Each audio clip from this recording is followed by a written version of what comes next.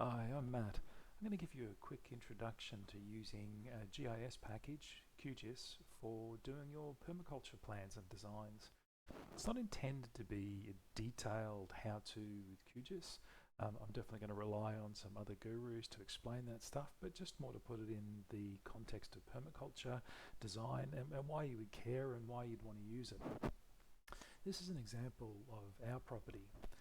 And as you can see, I mean, you could grab a satellite image and you can draw lines on it just using Google Maps. The important thing with QGIS is that as a GIS package, all of this is real database information.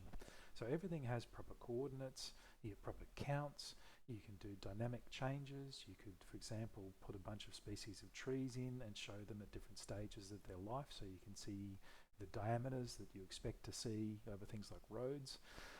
Obviously, contour lines would be extraordinarily difficult to build out in something like Google, whereas with QGIS it's a relatively simple thing to do, and I'll show you how to do it. I have areas on the maps. So there's a lot of things that are incredibly powerful to use, including the ability to be able to take it into the field. So there's an app for your mobile phone called QField, which means that you can actually go out and trace these lines. So if you were trying to do boundary fencing, track down a water pipe, it makes all of that super easy. So this is the end result.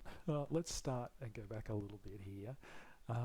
My recommendation is jump in and do this half-an-hour video that provides you an introduction. It's absolutely awesome. Klaus does an excellent job on it. Half an hour well spent. I'll provide a link down below.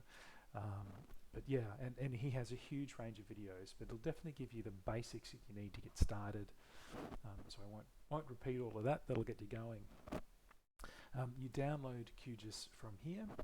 QGIS is an open source GIS package, so absolutely no cost to you whatsoever, and freely usable. I would recommend donate if you find value in it. Just that's the whole spirit of open source software. Donate what you can. And let's get going.